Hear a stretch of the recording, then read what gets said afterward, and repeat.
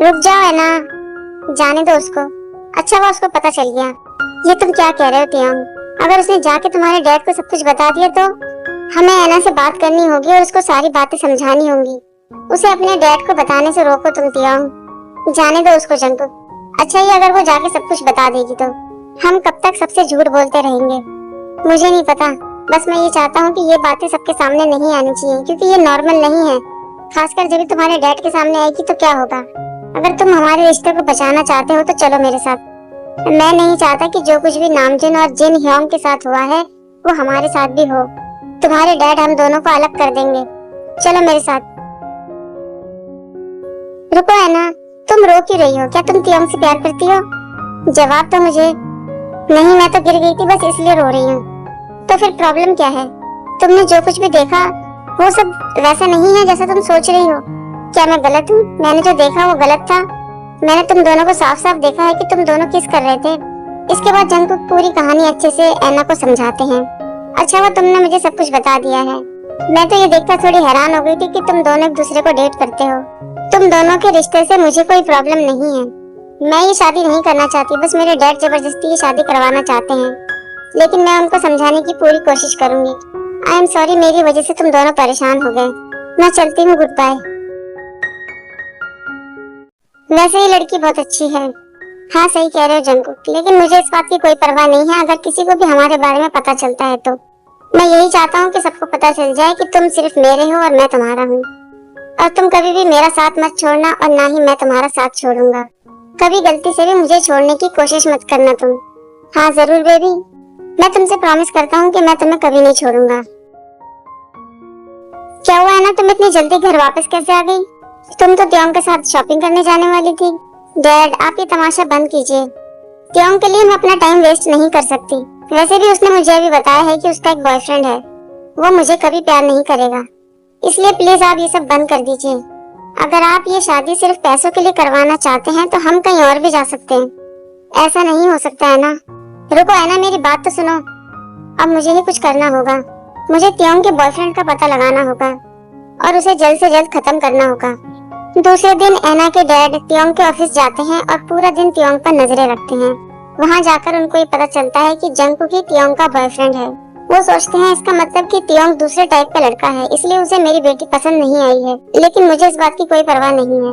मेरा असली प्लान तो ये है कि मुझे पैसा और उसकी कंपनी चाहिए और इसके लिए सबसे पहले मुझे तियोंग के बॉयफ्रेंड को अपने रास्ते से हटाना होगा ताकि ऐना और तियोंग की शादी हो सके और मेरा प्लान कामयाब हो सके।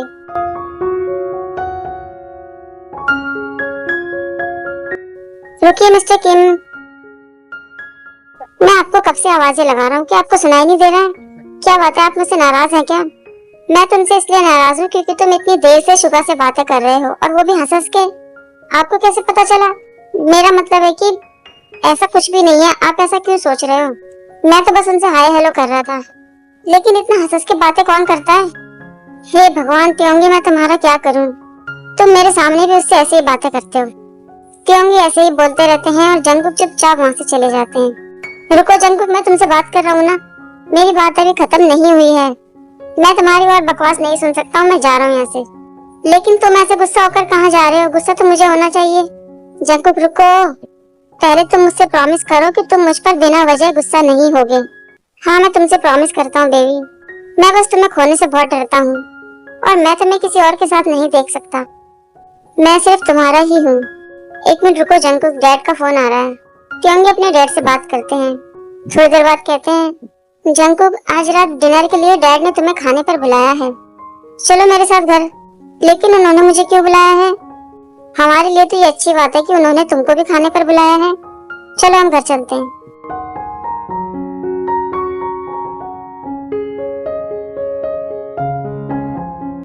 आ गए तुम दोनों? हाँ चलिए डैड, मुझे बहुत भूख लग रही है। रुक जाओ बेटा, अभी और मेहमान आने वाले हैं। हेलो मिस्टर किम,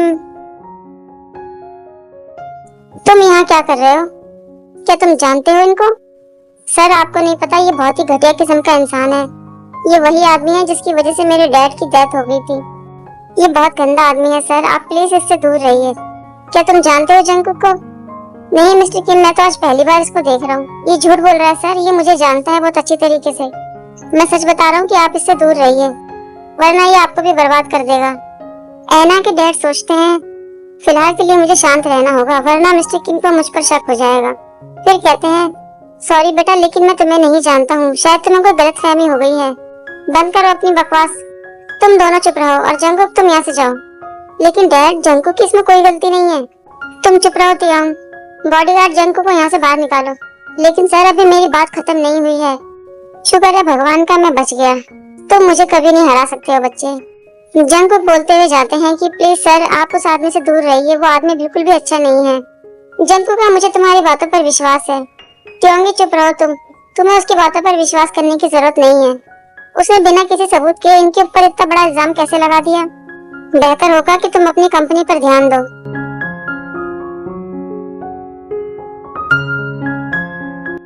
ओप्पा, आप इतनी जल्दी कैसे आ गए? आयु, तुम्हें नहीं पता है वहाँ पर क्या हुआ है? आज मैंने उसी घटिया आदमी को वहाँ देखा है। कौन सा आदमी ओप्पा? वही जिसके साथ तुम्हारी मॉम चली गई थी। क्या सच में? हाँ आयु, और मुझे ऐसा लगता है कि वो अब मिस्टर किम के पीछे पड़ गया है। वो उनको बर्बाद करके ही मानेगा। ओप्पा, हमें तो उनकी हेल्प करनी होगी। हमें ये बताना होगा कि वो कितना घटिया आदमी है। हाँ मैं जानता हूँ आयु, लेकिन मुझे समझ में नहीं आ रहा कि मैं उनको कैसे विश्वास दिलाऊं कि वो आदमी उन लोगों को बर्बाद करने के लिए आया है। वो जबरदस्ती अपनी बेटी की शादी तियांग से करवाना चाहता है और मैं ऐसा कभी नहीं होने दूंगा। दूसरे दिन सुबह जंगकुक के घर पर ड्राइवर आता है और आयु से कहता है कि मिस्टर किम ने जंगकुक के लिए ये कार भेजी है, क्या आप प्लीज उसको बुला देंगे? हाँ जरूर, मैं भी ओप्पा को भेजती हूँ। कुछ घंटों के बाद शाम को ये खबर आती है कि जिस कार में जंगकुक थे उस कार का एक्सीडेंट हो गया है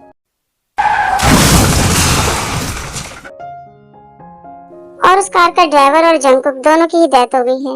ये खबर सुनते ही तियांग को तो बहुत ही बड़ा सदमा लगता है और आयु को भी। इसी तरह सदमे में एक हफ्ता बीत जाता है, लेकिन आज तक ये लोग पता नहीं लगा पाए कि ये एक्सीडेंट हुआ कैसे था। I was standing, staying still, never said what I feel, and every time I took the blame, carried all this quiet shame, 'cause all the pressure in my chest, I've gotta fight to catch my breath, when every step still feels the same, trying not to break. Where do I go from here? Maybe I'll disappear, if I don't try, I'll never know, I'm waiting on you.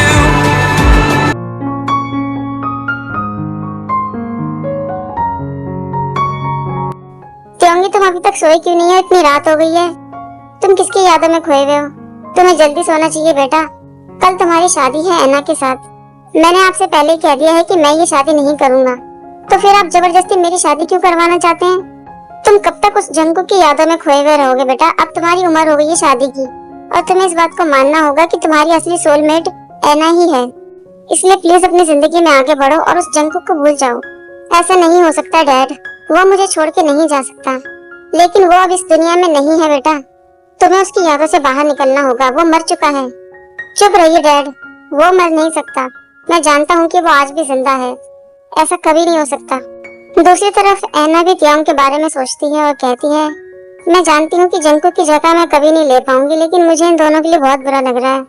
पता नहीं मैं तियांग की जिंदगी में खुशियाँ ला पाऊंगी कि नहीं। तभी ऐना को बाहर से कुछ आवाजें आती है और वो देखती है कि उसके डैड कहीं बाहर जा रहे हैं। वो अपने डैड का पीछा करती है तो पता चलता है कि जंगकुक को उसके डैड ने किडनैप कर रखा है। ऐना ये देखकर बड़ी हैरान होती है कि जंगकुक जिंदा है। दूसरे दिन सुबह जब इन दोनों की शादी होती है तो फादर पूछते हैं क्या आप इस शादी को करने के लिए तैयार हैं? ऐना उसी समय मना कर देती है कि मुझे ये शादी नहीं करनी। उसके बाद ऐना तियांग को सब कुछ बताती है अपने डैड के बारे में और कहती है कि जंगकुक आज भी जिंदा है और उसे मेरे डैड ने किडनैप कर रखा है।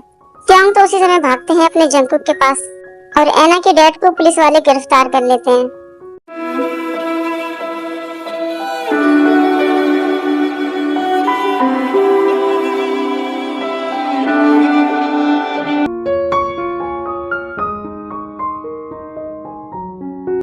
एक महीने के बाद ये वही जगह है जहाँ पर हम दोनों पहली बार मिले थे।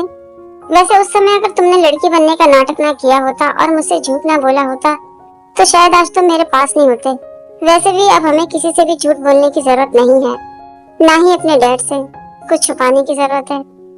वैसे तुम हो तो झूठे, तो इसका मतलब कि तुम मुझसे नाराज हो गए हो क्योंकि मैंने तुमसे झूठ बोला है। ओ त्योंगी, तुम सच में बहुत अजीब हो। क्या कहा, मैं अजीब हूँ? मैं अभी बताता हूँ कि मैं कितना अजीब हूँ। रुको त्योंगी, चलो हम होटल चलते हैं। लेकिन अब हमें होटल जाने की क्या जरूरत है, हम तो घर भी जा सकते हैं ना। मुझे नहीं पता, हम तो होटल ही जाएंगे। तो फाइनली आर्मी, आज की हमारी स्टोरी पूरी हो चुकी है। तो थैंक यू सो मच यहाँ तक साथ निभाने के लिए, और आगे भी अपना प्यार और सपोर्ट ऐसे ही बनाए रखिए। इसके बाद जो मैं स्टोरी अपलोड करूंगी, उस स्टोरी का एक आर्मी बहुत ही बेसब्री से इंतजार कर रही है। अगर वो आर्मी मेरी बात सुन रही है तो आप तैयार हो जाइए, आपकी स्टोरी आने वाली है। तो प्लीज मुझे कमेंट करके जरूर बताइएगा, और अपना प्यार और सपोर्ट ऐसे ही बनाए रखिए। Thank you so much army.